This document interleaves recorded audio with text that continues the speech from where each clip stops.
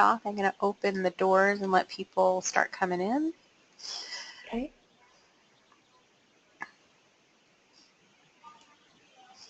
You can see the numbers start to crawl up as they log in. Mm-hmm.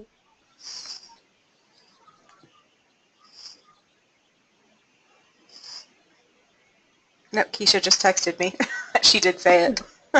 That is so funny. Now I'm paranoid I'm going to say it at the end of the webinar. We'll edit that out later. It's fine. Yeah. Thanks, guys. Love you. Okay, I'm going to go ahead and start. So we start on time, and people continue to come in. So you'll hear me start in just a second. The broadcast is now starting. All attendees are in listen-only mode. Good afternoon. Thank you for joining this NCEA webinar, Maximizing School Marketing Efforts with Limited Resources, offered in partnership with RenWeb. I'm Andrea Kopp, Manager of Educational Resources for NCEA, and I'm happy to moderate for you today. Before we begin, please know that all of your microphone connections have been muted. If you have questions during today's presentation, please send those through the question box that appears in your GoToWebinar panel. To ask a question, use your mouse to click into the blank box area. Type your question using your keyboard and then click Send. The webinar presentation will last about 45 minutes, and there will be a question and answer portion at the end. Later this evening, you'll receive an email asking you to complete a brief evaluation about this webinar, and I thank you in advance for providing us with feedback about today's programming. You will receive an email in the next 2 days with instructions on accessing this recorded webinar, a certificate of attendance, and the presentation files. Let us begin as we do all things in prayer. In the name of the Father, and the Son, and the Holy Spirit, amen. Our Father, who art in heaven, hallowed be thy name. Thy kingdom come, thy will be done, on earth as it is in heaven. Give us this day our daily bread, and forgive us our trespasses, as we forgive those who trespass against us. And lead us not into temptation, but deliver us from evil. Amen. In the name of the Father, and the Son, and the Holy Spirit, amen. Now I wish to introduce our presenter, Jacqueline Day, Director of Marketing Communications for RenWeb. Welcome, Jacqueline. Thank you for joining us today. Thank you so much. I'm so glad to be here with you today, and I'm really excited to speak to you on this topic. Great. So we're ready whenever you are. All right. Well, a little bit about me first. So thanks for that introduction, Andrea. My name is Jacqueline, and I work for RenWeb. I've worked for RenWeb for about 7 years, and I'm Director of Marketing and Communications. And over the years, I've started to talk to schools more and more and more about their marketing and how the challenges that they face and how we can solve some of those through marketing. So this workshop today is kind of the first step. This is what I would call the building block content of where you can start, look at the resources you have, and come up with a plan. So let's take a look at what that's going to look like over the course of the next 45 minutes or so. So the first thing that we're going to do is talk about target audiences and developing a customer profile. This is really important, and if you haven't done this, this is absolutely your first step to building any kind of marketing plan. And you don't need to have a specific person on your staff that's designated to do marketing or a marketing director to execute these items. The next thing we're going to talk about is using the resources that you already have. I talk to a lot of schools, and they are always stressed about not having enough resources to do the things that they want to do. And I totally understand that. There's always constant pressure to do more and be more. Marketing is so broad, it's hard to get your arms around it, but we're going to talk about bringing this down to earth and coming up with some really actionable things that you can do that are within the resources you already have. And then we're also going to talk about setting practical goals for your school.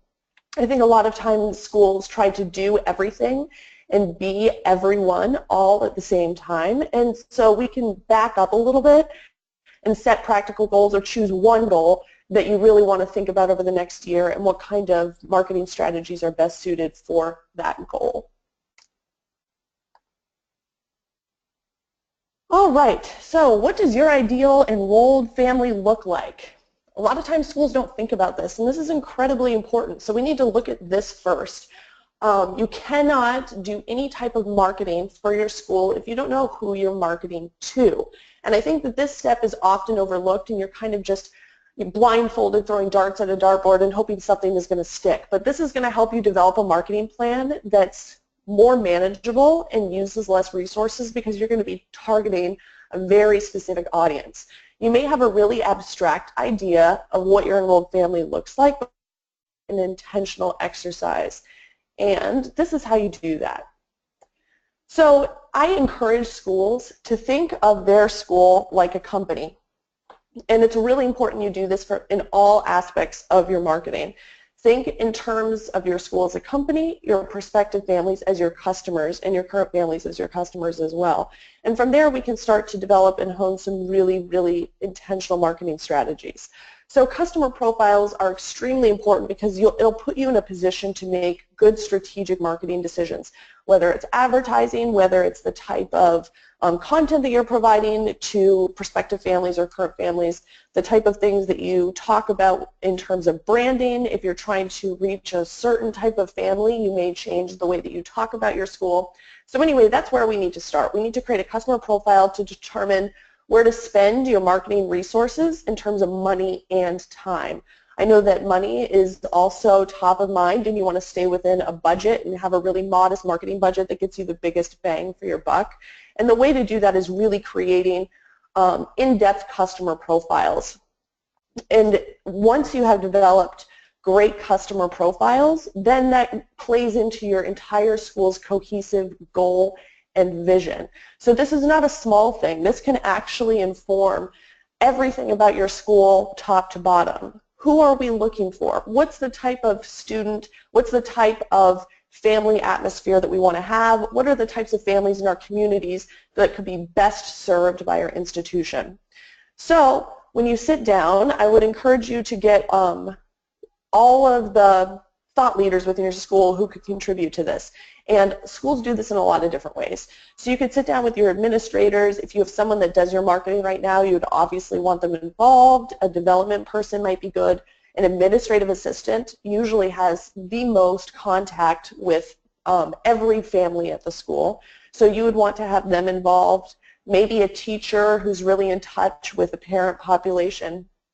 And sit down, and then you want to come up with two different things. First, you want to come up with a demographic profile of your ideal customer. You'll probably have more than one of these, but I want you to get as specific as you can about what you're looking for. For example, you want to think about the ideal age of your parents that you're trying to attract to your school. So how old would the prospective parents be that you're looking for? What religion are they? Obviously, you're probably looking for a lot of Catholic families in your community and continuing to draw them into your school. However, you may want to think of a customer profile beyond that.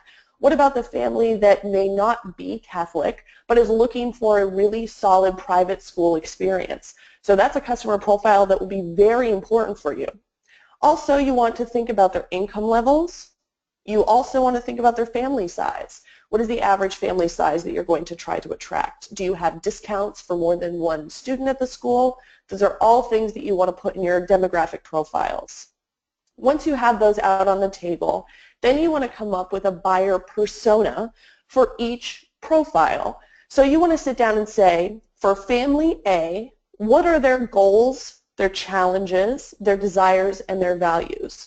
For family B, what are their goals, challenges, desires, and values as well? And once you have a good idea of what that persona is, then you can start to develop marketing that family A, for example, would really respond to. Or let's say you want to reach out to more family Bs within your community. Then you can hone your marketing towards that type of persona as well. So this is a really important step, and I would encourage you to do this as soon as possible and make it the first thing you do before you start thinking about anything else. Before you start thinking about video or ads or expanding on social media, this really has to be the first thing that you do because it will inform all those other things. All right, so once you've nailed your customer profiles, you need to start thinking about the resources that can help create and manage the marketing campaigns that you want to initiate.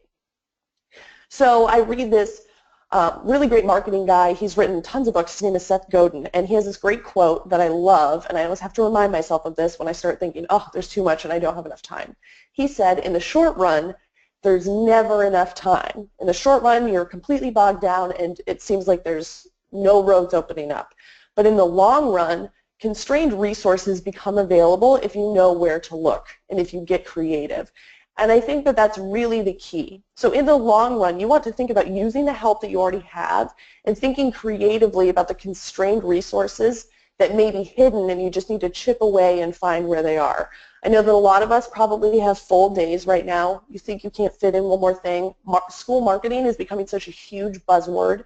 It seems completely overwhelming to sit down and hack out this perfect school marketing strategy.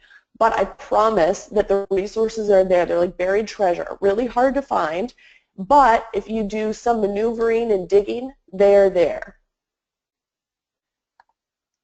One that's incredibly overlooked and that I want you to start thinking about in terms of your school, ways that you can use this, is your own student body. This is, bar none, the best marketing resource that your school has, and you need to use it as much as possible. Think about all of the different ways that students can contribute to what you're currently doing or what you want to do in the future. We can start at a very simple level. Let's say that you have a photography class. They can start taking photos that you can use on your social media profiles. And then you can get up to maybe student leaders or reaching out to prominent, loyal families within your school for testimonials that you can put on your website, or you could do a short casual video that you could post on your school's Instagram account. If you start thinking about the students that can not only provide you content but can create the content, then you're really on your way to something special. So one thing that I always tell schools, I get this question a lot. So we have some schools still don't have Facebook pages, definitely no Twitter account, definitely no Instagram account. So they come to me and they, have a wide-eyed look and they say, what do I do? I just need one thing to start with. And my suggestion always is you have to have a school blog. And the reason for that is because school websites are typically very static. You're not changing a ton of content on your school website very frequently. And that's not great. Google loves websites that are updated frequently with original content. It's Google's favorite thing. And so your school website looking static may hurt your search rankings and your search results. So it's really important for you to think of ways to boost the number of original content articles or pages on your website. The easiest way to do that is to have a school blog. And if that sounds crazy, no way you can fit that in, think about all the students that you have that are currently creating content that you could use on your blog. I can think of 3 or 4 schools off the top of my head that have school blogs entirely student-run. And what they've done is they've taken, the school newspaper or the school newsletter, or they collaborate with an English class, and they create all this written content for their blog. And that once you have blog posts created, you can transfer that content over onto your school's Facebook page. You can advertise it on Instagram. So there we're already starting to fill out content. But what I really want you to take away from this is thinking about all of these diamonds in the rough that you have at your school that you can start using for help. This is becoming extremely common. It used to be when I would tell schools, you really need to get your students involved in helping you with your marketing and your social content. They would look at me like I was crazy. No way are we doing that. But this is extremely common now, from the smallest schools to the largest schools. I've seen very modest schools in the Midwest to extremely prominent schools in metropolitan areas. It runs across the board. Students at really, really dynamic, marketing-friendly schools use students in some form or another with their marketing. So think about ways that you can harness your student body to do this. All right, don't get overwhelmed by your to-do list. And I know I'm telling you this in September, and you're probably saying, she's crazy. This is the busiest time of year. Of course we're overwhelmed by our to-do list. There is nothing that exists except our to-do list. Totally understand. I come from a family of educators. My mom is a teacher, and right now I can't really get her on the phone. She's like, don't talk to me, don't look at me, I don't want to hear from you for 2 weeks. So I know saying don't get overwhelmed by your to-do list in September is not a great advice. But when we're talking about creating an effective marketing plan over the next year, really try not to get overwhelmed by all the things that you want to do. I know there's a lot of webinars and a lot of content. People are telling you to do a lot of different things. But let's just take a step back and make a to-do list that's practical and reasonable for your school. So there's this great tool called Buffer, and I'll mention it a little bit later. But they practice a forward motion plan within their team to always get them moving forward. And I think that this is really applicable to schools in terms of marketing. So when they go into meetings, their idea is that everyone is always moving forward. No one is allowed to say that won't work, and no one is allowed to say that doesn't sound like a good idea. What they want to do is be adaptable, and if they say, well, no, that's, I don't think we can do that, they're required to provide an alternative.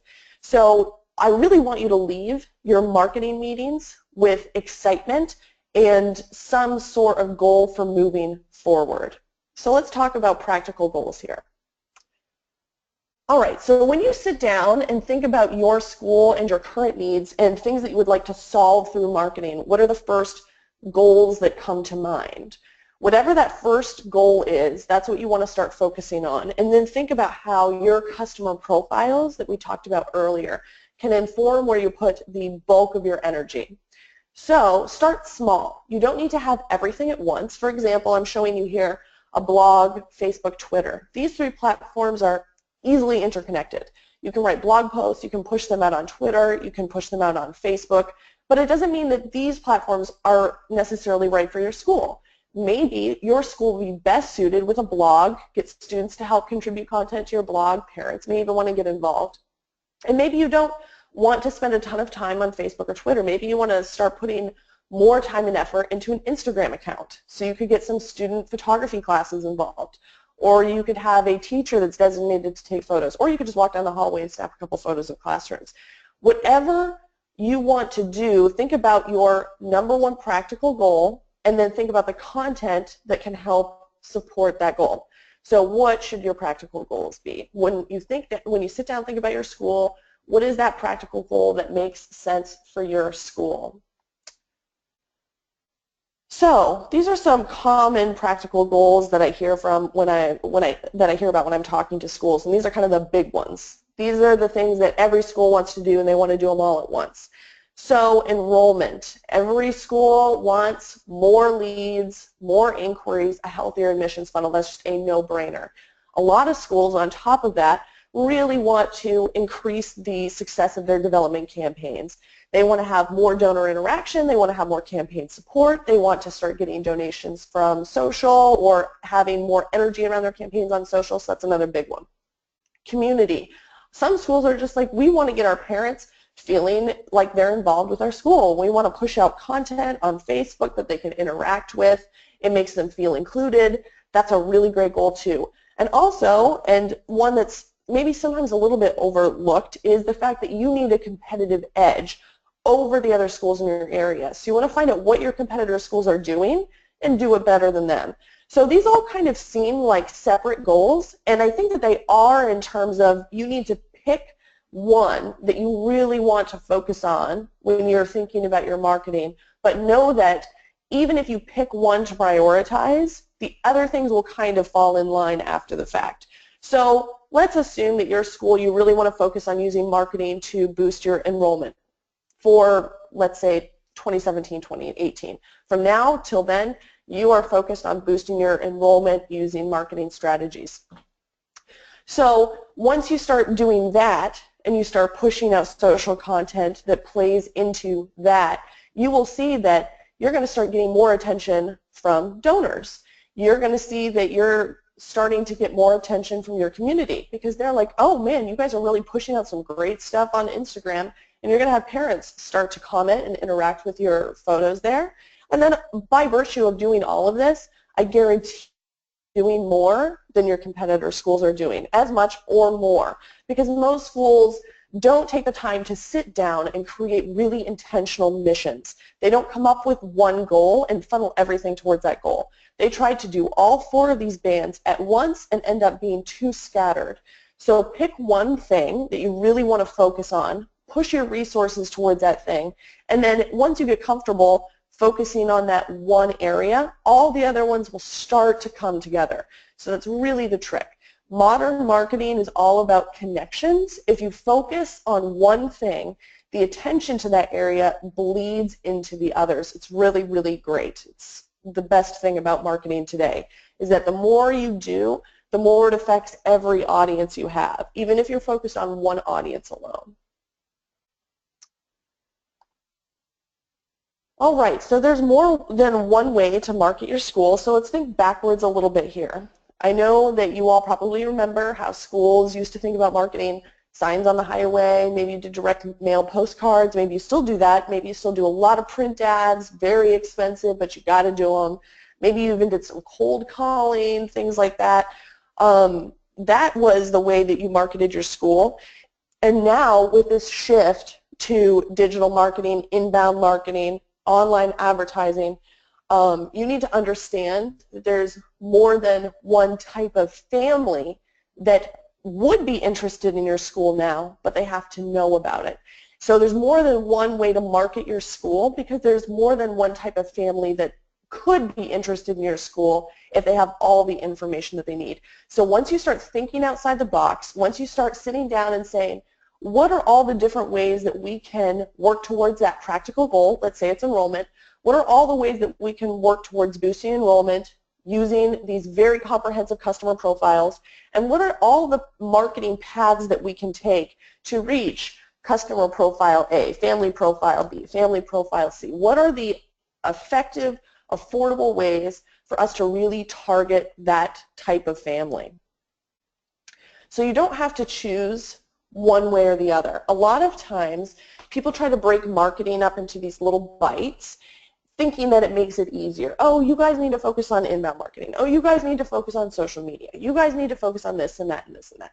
But they're really all the same thing. The only difference is, I mean, there may be slight differences, and there are definitely different descriptions of them, but it's all kind of the same thing.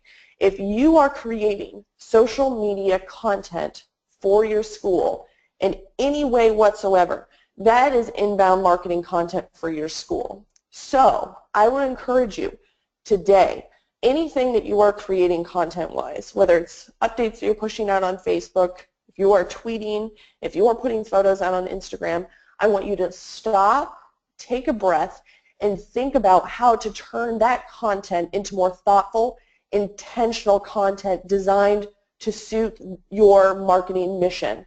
Like we talked about before, if that's marketing, let's think about how everything that you do, whether it is a video, whether it's a photo, whether it's even an announcement, I really want you to understand how even the smallest little thing that may not seem like marketing content on its face can be designed to flow into the funnel of what your mission is.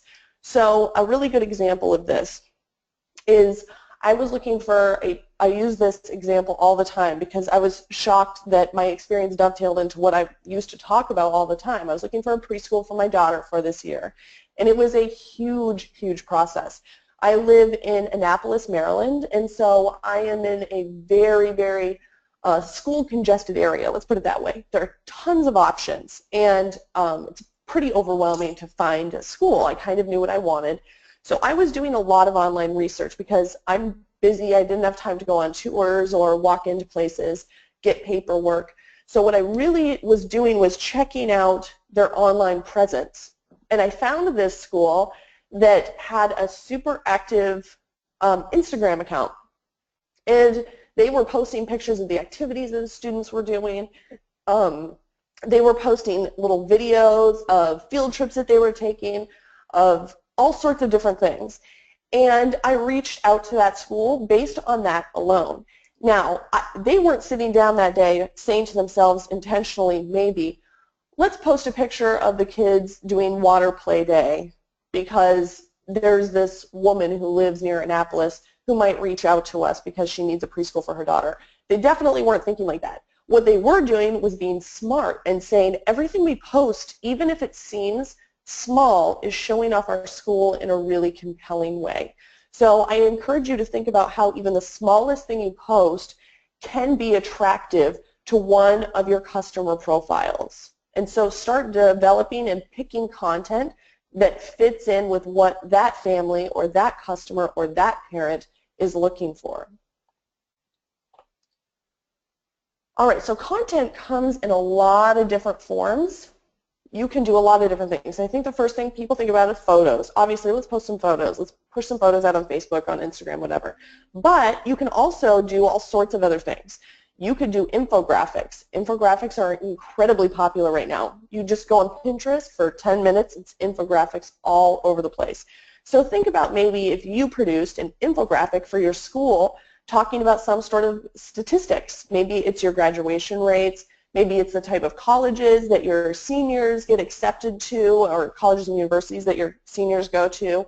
Maybe it's academic statistics, awards.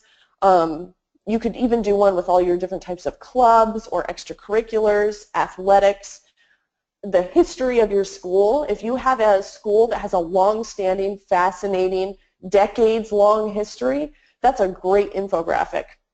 And that's something that you could put onto your school website or onto your school blog, and that's an awesome piece of content that you can use over and over again. So think about ways to go outside the box with your content. You don't always have to do the same thing that everyone else does. Another thing I want to encourage you to do is think in terms of different types of text that you can put on your blog or elsewhere. If you send email newsletters right now to your inquiries, think about interesting ways you could reach out to inquiries that have kind of gone silent and you want to get them back interested in your school. Maybe you can provide them Q&As. Maybe you could offer to do a interview with the admissions director on Facebook Live, and you could give all of your inquiries a time to get on Facebook Live, and they can sit down and they can send questions, and your admissions director, your administrator can answer their questions live on the air. For a busy parent, maybe one who doesn't have time to come into the school for a tour, that kind of stuff is extremely valuable. And I guarantee that your competitor schools are probably not doing that. So the more stuff that you can do like that, which maybe would take 30 minutes, the better off you'll be. Also, you want to start thinking about a plan for creating eye-catching graphics. Sometimes schools get hung up on this, on the graphic design element. It's become a lot easier to create cool graphics without having a graphic designer on staff. And the way that you can do this is by using tools like canva.com. It's like Canvas without the S, canva.com. You can use it on your iPad, you can use it on your desktop. It's drag and drop design, it's super easy. So you can start creating graphics like that for your Instagram account. You can create ads like that. It'll take you 5 minutes tops per graphic, if that. It'll probably take you a minute. It's extremely easy. And then once you've created that stuff, you can start sharing it on your platforms, thinking about what your mission is at all times, thinking about how this could attract that family profile that you established. Hopefully you'll do that soon. So if you are thinking about enrollment and you create a really cool graphic about, let's say, an athletic team and an award they got or an accomplishment, think about how you can post that in a way that would be really attractive to a family that's looking for a strong athletics program for their student.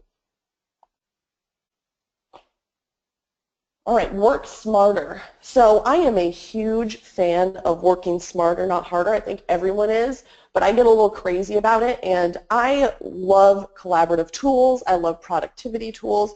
I'm really passionate about it. So we use a tool at RenWeb called Basecamp. I'm not sure if you've heard of it. It's a project collaboration tool. And the founder of Basecamp gave a TED Talk, and it was called Why Work Doesn't Happen at Work. So he took a survey of a bunch of different employees and asked, where do you go when you need to get something done, when you really need to get a project done? And most of them said, I do it at home, I do it in my home office, I go to the library, I go to a coffee shop. Sometimes I sit in my car, I come up with my best ideas in the shower. But he only got a few responses from people that said, oh, I do my best work in the office. And I know for schools that this is more true than almost anyone else, because you are in your office in these tiny little increments, and then someone comes in and needs something, you've got to step out. Little Johnny is coming to the office and he's in trouble, and you've got to figure that out, and you've got to call his mom, and there's always an emergency. I've been around schools my entire life, and I know this so well. Your day is completely broken up into work moments and not long periods of projects. So marketing sometimes, or used to, require long periods of extended focus. You would sit down for an hour and have to push out all of this marketing, but I know that you, as schools, if you are trying to do multiple jobs at once, that's really, really not realistic for you. So let's talk about how to simplify that process. Automation is really huge. Content sharing is the low-hanging fruit of automation, and so this will save you a ton of time. Instead of sitting down and having to think about posting Instagram images on a regular basis and then having to also upload them somewhere else and so on and so forth, all of you who have personal Instagram accounts know that you can share whatever you post on Instagram over to Facebook. I would encourage you to do that with your school account. Share your Instagram images over to Facebook. Now you've populated 2 platforms at once, and then you can also use that same image later in a blog post. So now you've gotten twice as much mileage or 3 times as much mileage out of a single image than you would have otherwise. So content sharing makes it really easy. There's a lot of different tools and a lot of different ways that you can do that, but I would encourage you to see what flow works for you. Don't overuse it. That's another thing. Some people go crazy with this and you start seeing the exact same posts on 4 platforms all the time, but do use this and make sure that you use it judiciously and understand that a lot of people do it. This will save you a lot of time and it will make it a lot easier for you. Also, there are other things that you can cross-post, including video. So like if you upload a video to Instagram, you can also share that to Facebook. There's some tools that allow you, Sprout Social is what we use to upload some of our Facebook stuff and our Instagram updates, or sorry, excuse me, Twitter updates, and you can update both at the same time. So I could send something to Facebook and also send it to Twitter at the same time. So there's a lot of tools that allow you to do that all at once, and that allows you to create content 1 or 2 times, share it on multiple platforms. I would really encourage you to explore this. It will save you a lot of time. All right. I know that I'm talking a lot about social content right now, and you're probably saying to yourself, well, this is all really great, talking about photos, video. How is this actually going to create a return on our investment? How is this actually going to help boost enrollment, for example? So I know posting pictures to Facebook feels like a vacuum. How is that actually going to lead back to more inquiries? So we always got to come back to the goals. If enrollment is the goal, it's been our example goal throughout this presentation, let's think about how we can turn that social content into something where we can track the returns. So there's a couple different ways that you can do this. The first is to start to use Facebook advertising more frequently. Facebook advertisements are very inexpensive for the most part. It will never be more expensive than you say you can afford. So start thinking about shifting some of your marketing budget over to Facebook advertising and promoted posts on Facebook, because you're going to get better results from that. I would encourage you to think about comprehensive ad campaigns on Facebook. Some of you have probably noticed this. Facebook is not as great anymore for doing organic posts. You may have seen your school's likes or comments on your posts drop or nearly even disappear over the past 6 months, and that's because Facebook keeps changing the algorithms, and it's almost kind of a pay-for-play thing now. They won't show your posts unless you promote them, and they are trying to push people onto their ads platform. Fine, we'll give you a free business page, but if you want people to see what you post, you've got to pay for it. So that kind of stinks. However, if you do create ad campaigns, and I have some content about this, and if anyone wants to reach out to me, I can give you some more information. But if you do want to start doing more comprehensive ad campaigns on Facebook, for example, this is a way that you can actually track who is coming to your website and if they take the action that you want. So let's say that you create an Instagram image or you post a photo to Facebook about an open house, and you want to turn that into a Facebook advertisement and target your people within your community working off your customer profile. And let's say you set a budget of $30 for that campaign. I guarantee that you will see some results from that. You will see people clicking over to your website, and then with Facebook's tracking abilities, you'll be able to see what actions people take once they're on the page, if they actually do fill out your online inquiry form. So that's a way that you can actually monetize and incentivize and really start coming up with strategies to turn your social content from just this is really nice to have and people really like to see this to this is an action that we want people to take and we can see if they're actually taking it. So that would be the next step. Once you feel comfortable and you've established a good content strategy, your next step would be how can we actually turn this into new students and see that that's happening? How can we make that connection?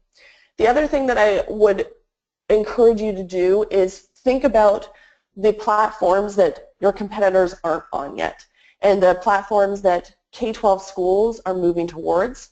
Right now, Pinterest is becoming more popular for school marketing. Periscope, any kind of live video, Facebook Live, Snapchat, believe it or not, is becoming a marketing platform for schools. So think outside the box and start jumping on these bandwagons before they get too far into the distance, and then you'll be setting yourself up really well for the future to be on top of it before you kind of have to come from behind and figure out how to do it.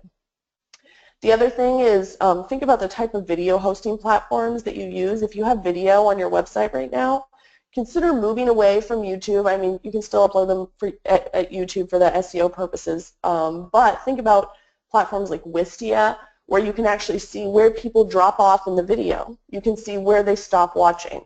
You can put calls to action within the video. So if you send a video out to your donors about a campaign, for example, you could put a link or a call to action right inside the video for them to click to make a donation.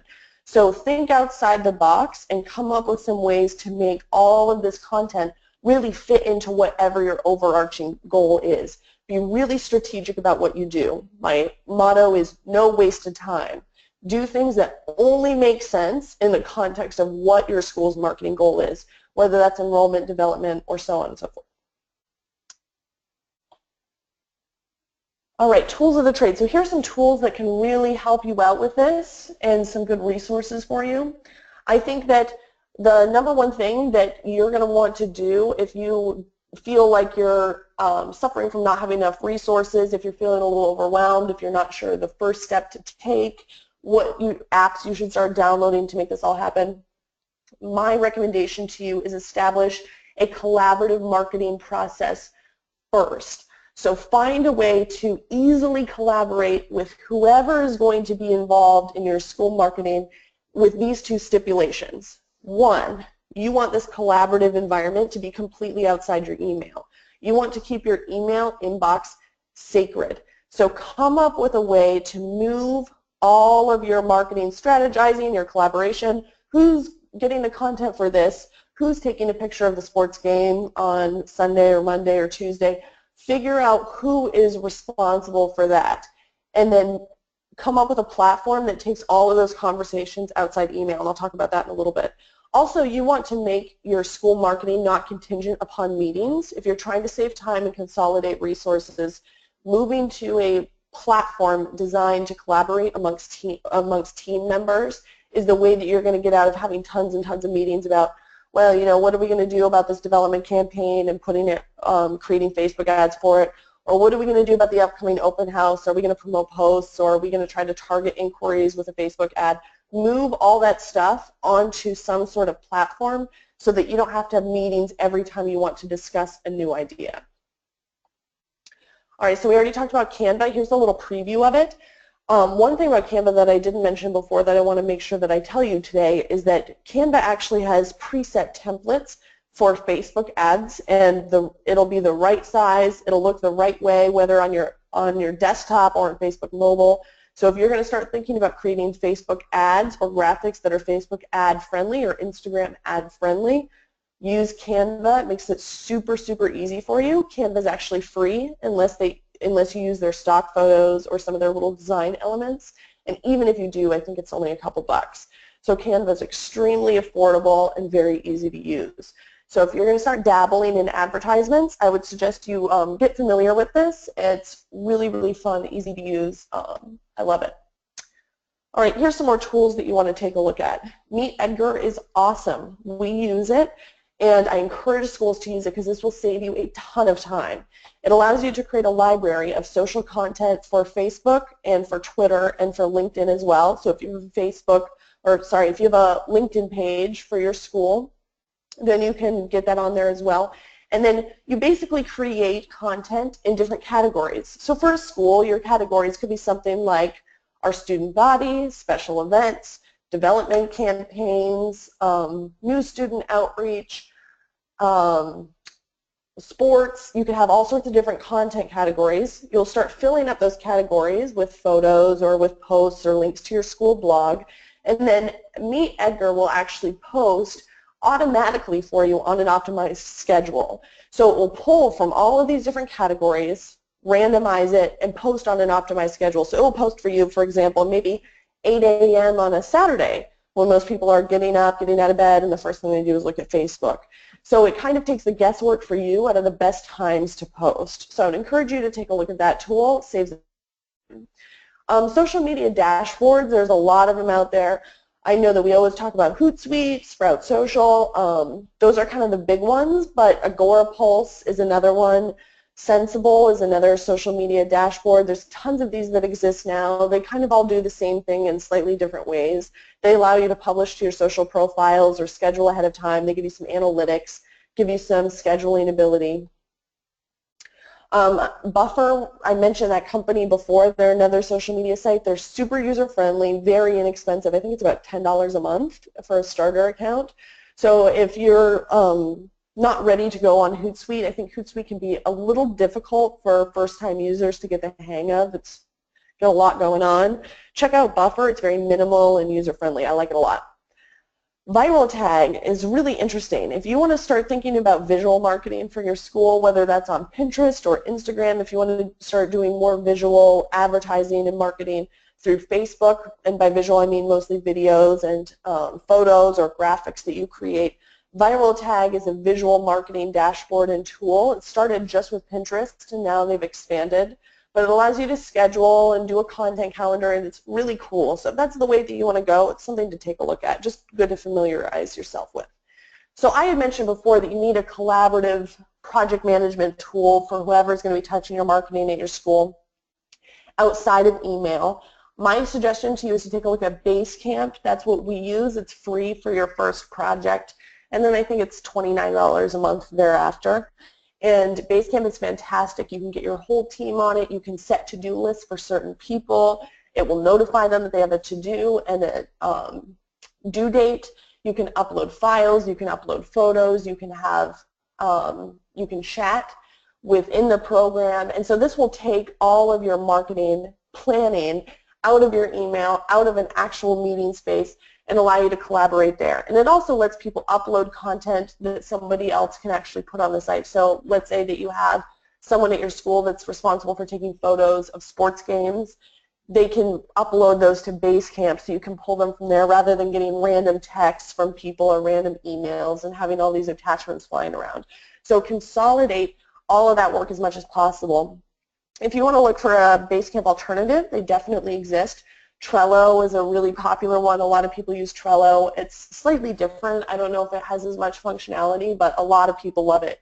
So check that one out too. And Trello is spelled T-R-E-L-L-O if you want to check it out. All right, so a few last thoughts here before we move to the questions. These are kind of the 4 little wrap-ups here that I want you to think about.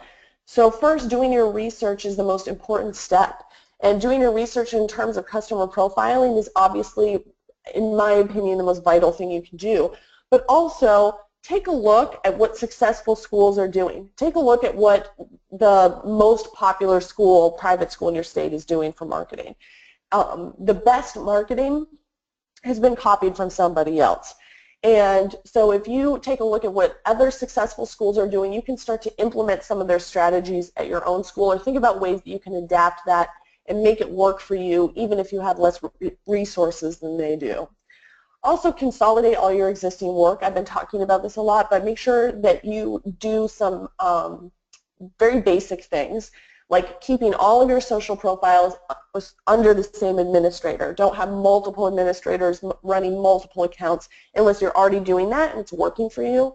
But consolidate as much as possible so you can maximize your efforts without duplicating work, and keep that all where one person can see everything and approve it.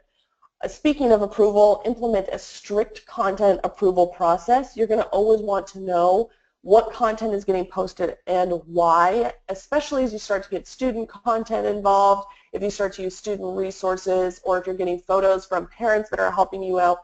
Make sure that you always know what's getting posted, who's in the pictures, especially if you have a photo video release that you need to keep track of. So that's kind of my last thing, and it's a question I get frequently is, that's fine, you talked a lot about taking pictures, you talked a lot about casual video or walking through the school, but what about a photo video release? What if we have kids that can't be in stuff?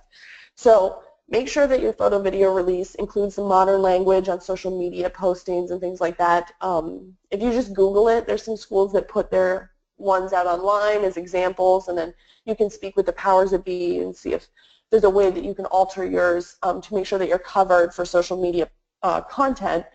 And the other thing that you want to think about with that is, if you do use a tool like Basecamp to get all your team in the same area, you can have a file or something with all the photos and names of the kids that can't be in photos or can't be in video, and then everybody has access to that all the time. So you can always make sure that you're not accidentally getting a kid in a photo that can't be in it, and later realize it's a great photo but you can't use it. That's not great. It's not a good feeling. So that's just a couple practical tips there for how you can move forward with this. And I think we're going to move over to questions now, but before we do, I just want to say thank you so much again for having me, and I hope this was helpful for you, and I'm excited to hear your questions. So Andrea, I think I'll turn it over here to you to shoot me the questions if there were any. Yes, we do have some, and while Jacqueline's answering questions, I just want to point out to our audience that in the handout section of your GoToWebinar panel, I've already uploaded the PDF version of Jacqueline's presentation as well as the certificate for this webinar session. So if you want to go ahead and download that while we're chatting about questions, that would be great. And if not, if you don't have time to do that, these will also be emailed to you following the webinar.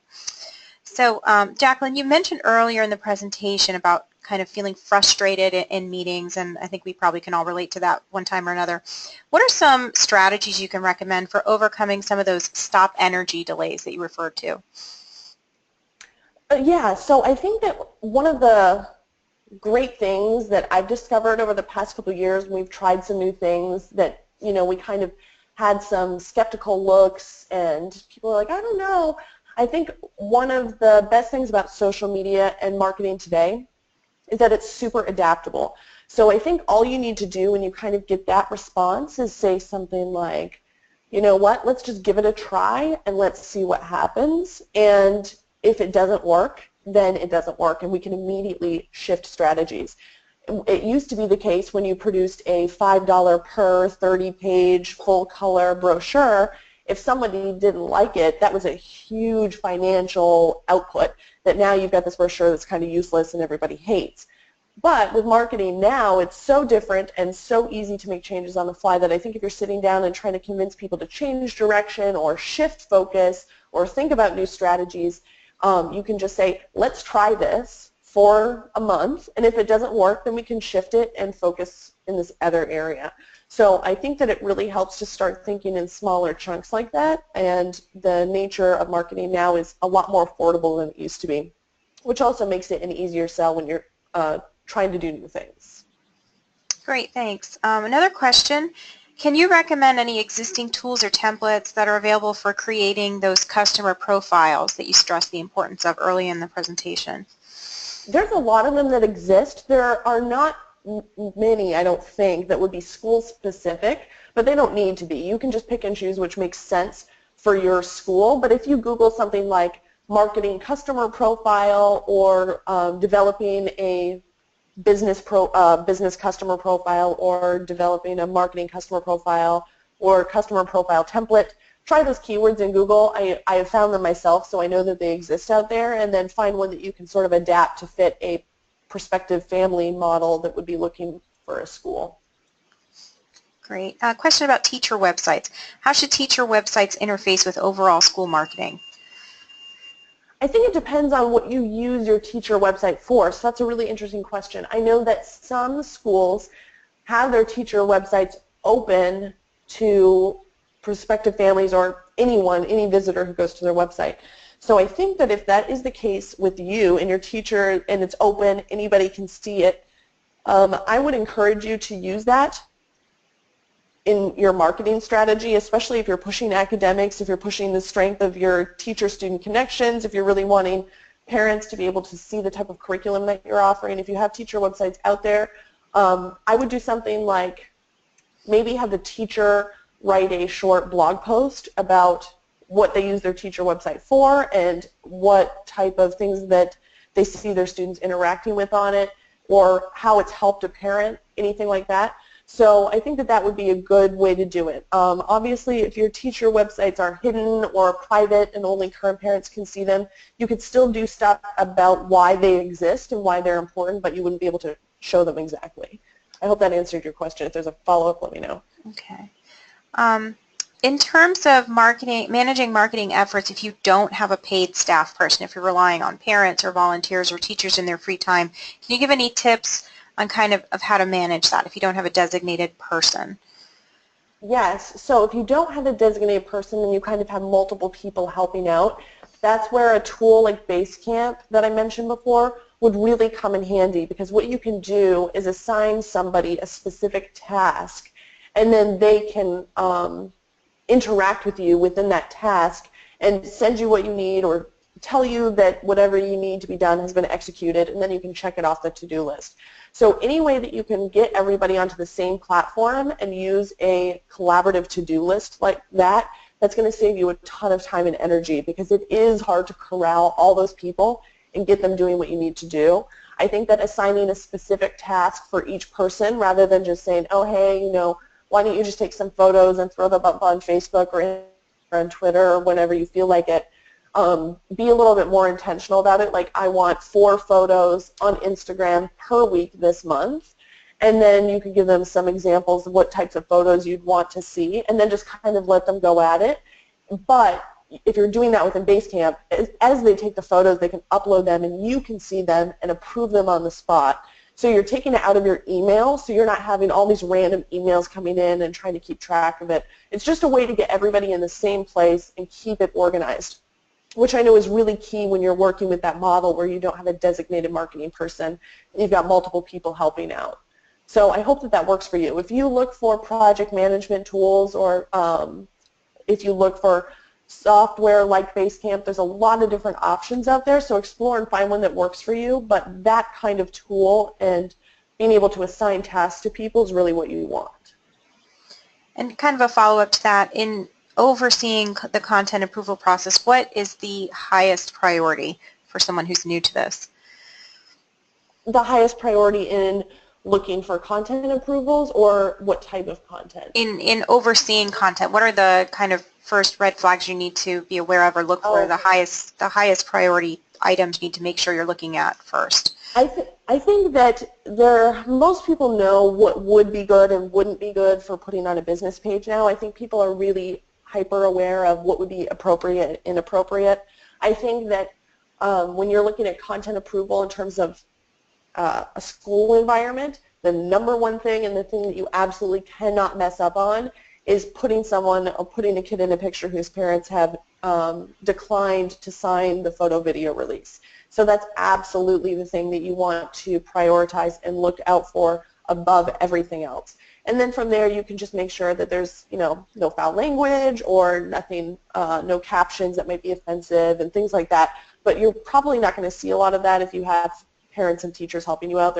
They're likely going to know what would be appropriate for your school and what wouldn't be. But definitely keep an eye on that photo video release. How do you manage parent social media posts to and about your school if you're not pleased either with the content or even sometimes the volume of the posts? So if they are posting on your school Facebook page, I think you would handle that slightly differently than if they are posting on their personal pages about your school. Either way, I think that it's good to address their comments. If their comment is overtly negative or crosses a line and is actually offensive or really aggressive, I think that you could discuss with that parent the appropriateness of taking it down. However, I would encourage you to not take down posts if you can at all help it. I know that the gut check reaction is to delete comments, especially if they're on your school page and they're prominent and you think everybody's looking at that comment. But actually, when prospective parents are going out and they're looking at schools, they're going to expect to maybe see some tension every now and then like that, or they're expecting to see, you know, maybe a negative review here or there. That's just commonplace now. But what they really are looking out for is how the school responds to that original comment. So think about a way to respond that comes from a very customer service-like space. Schools are a lot more like businesses than they sometimes think, and if you look at the way that airlines, for example, talk to really, really angry travelers, that's a way that you can sort of diffuse those types of posts on your school's page. And I also think that a lot of parents are receptive to being talked to one-on-one, like, we see that you're having, you know, some issues and we want to work through those with you and want to resolve the situation to the best of our ability, and so sort of make it a collaborative process. Great. And one final question. How much time will it take if you are just getting started? You recommended starting with a blog. How much time does it take to really start taking some baby steps toward doing some of these marketing pieces you've mentioned? Not that much time at all, because I think that you can start with a school blog and really get it going, and you don't have to post every day. So your first step would obviously be to make sure that you have a place on your website that can host a blog. So if you use a CMS right now to manage your school website, there may be a blog plugin that you could add, or there may be one that you can turn on. So talk to whoever manages your website and they can check that out for you. And once you kind of get the template and everything ready to go, then I would suggest having a post maybe at first once per week. And then after that, if you have the time, you can move to twice per week. But you really don't need to do it very often. And if you have student resources helping you out, that might take you an hour a week at the most. And then you can start pushing out that blog content on your other social platforms. And if you use an automation tool to do that, then that's even faster. You can schedule them out ahead of time. So it's really not a huge investment of time. I think the biggest thing is just taking that first step and getting it going, making sure that it's on the website, that it looks good, and from there it will flow a lot more smoothly, I promise. It's kind of just getting that first initial step out of the way. Well, thank you so much. And before we conclude today's webinar, I invite all of our listeners to visit our website at ncea.org to see listings for both upcoming webinars and other professional development offerings. And just so you know, Jacqueline will be presenting multiple times with us throughout this school year, so you'll see additional content from her being advertised. Jacqueline, did you have any final thoughts for our audience? No, but thank you so much for having me today. I really appreciate it. This was really fun, and I will hopefully see you all again at the next presentation. So thanks, Andrea, and thanks everyone. Great, and thank you, Jacqueline, for sharing your expertise and your experiences with our members. And thanks to all of you listening for your great questions and participation tonight. As a reminder, we will be sending you the recorded webinar and the presentation slides via email in the next day or so, so if you didn't grab them from the handout section, they will be coming to you through email. Thank you again, and may you all enjoy a blessed evening.